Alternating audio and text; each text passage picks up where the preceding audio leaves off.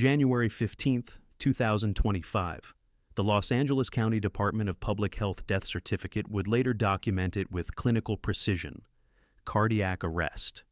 Underlying cause: chronic obstructive pulmonary disease.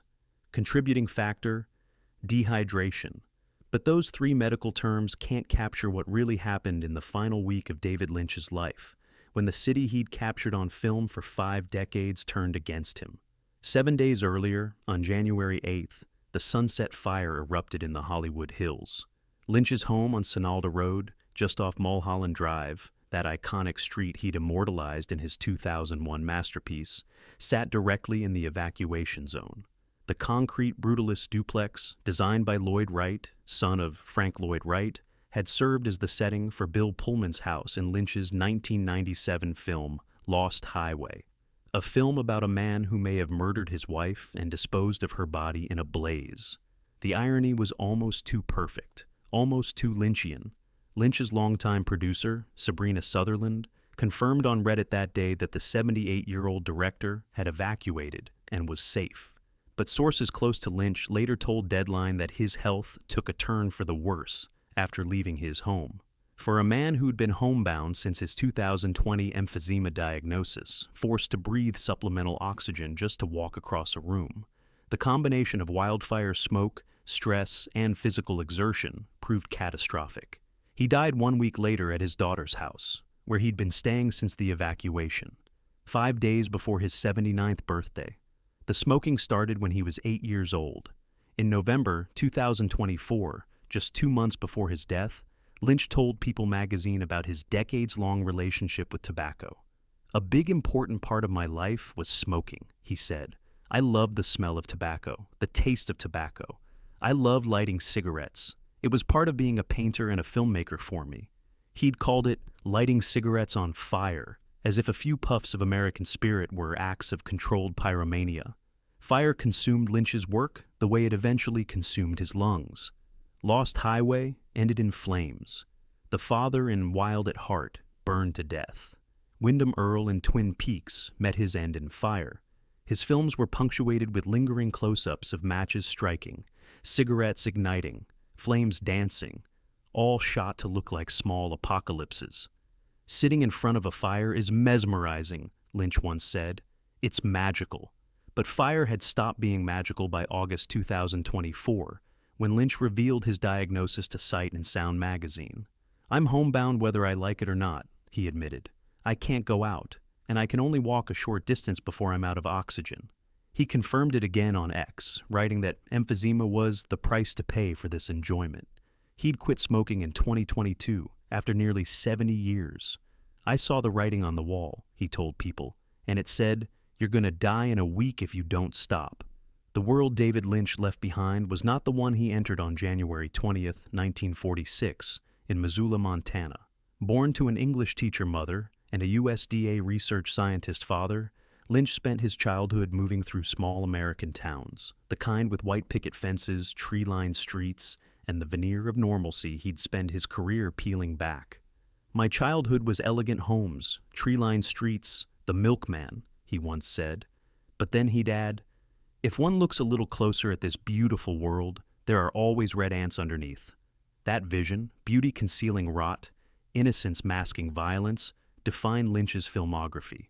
His 1977 debut, Eraserhead, took 5 years to complete, a black-and-white fever dream about fatherhood and industrial decay that initially seemed unmarketable. But midnight movie audiences found it, and it launched one of cinema's most singular careers. The Elephant Man, in 1980, brought Lynch 4 Academy Award nominations, including Best Director. Blue Velvet in 1986 became the template for what would be called Lynchian, The Severed Ear in the Field, Isabella Rossellini's Dorothy Valens, Dennis Hopper's Frank Booth huffing amyl nitrite and screaming obscenities. The juxtaposition of Bobby Vinton's syrupy title song with brutal sexual violence, beauty and horror occupying the same frame. In 1990, Lynch and Mark Frost created Twin Peaks for ABC, asking America, "Who killed Laura Palmer?" The show ran 2 seasons, became a cultural phenomenon, and proved network television could be as strange and artful as art house cinema.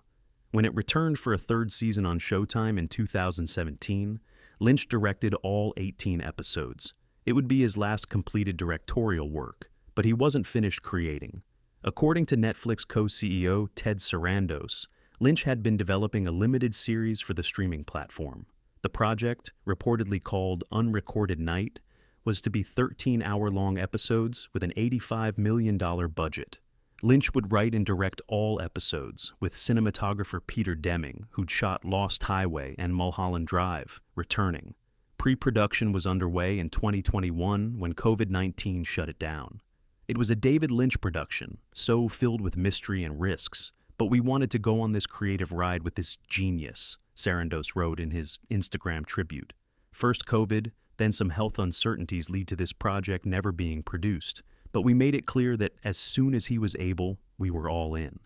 Lynch's longtime producer, Sabrina Sutherland, later described Unrecorded Night to a Rabbit's Foot magazine as probably the best thing he ever did.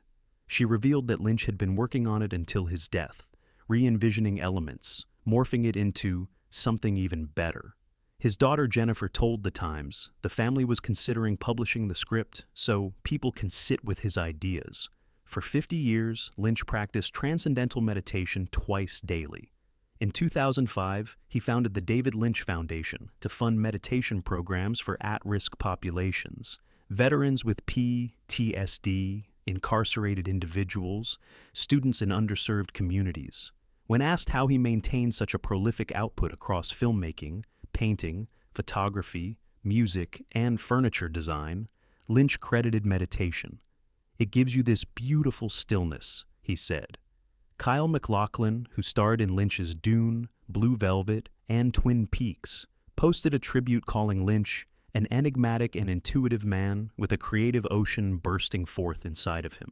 Director Ron Howard called his work remarkable, visionary, bold, and artful. Steven Spielberg said Lynch was an original and unique voice.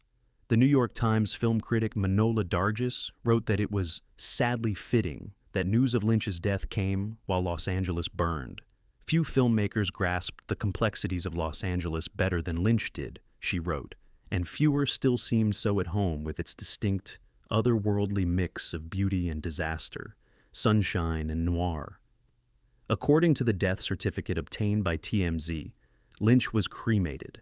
On January 22, 2025, his remains were buried at Hollywood Forever Cemetery, the final resting place for Hollywood legends, located less than 3 miles from the Sunset Fire evacuation zone.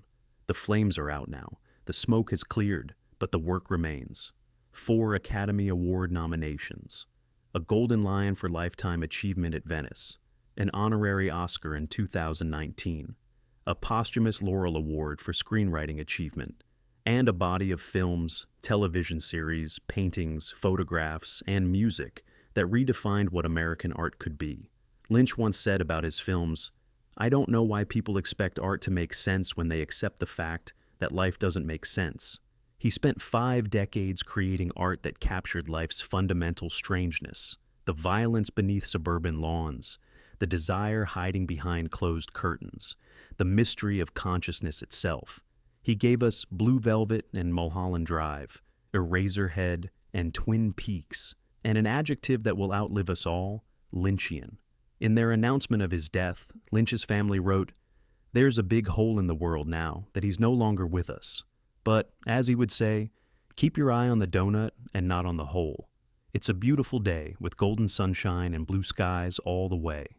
The lights went down on January 15th, but what David Lynch created in the darkness keeps burning. His final series remains unproduced, a mystery we'll never solve. His last meditation was his last breath.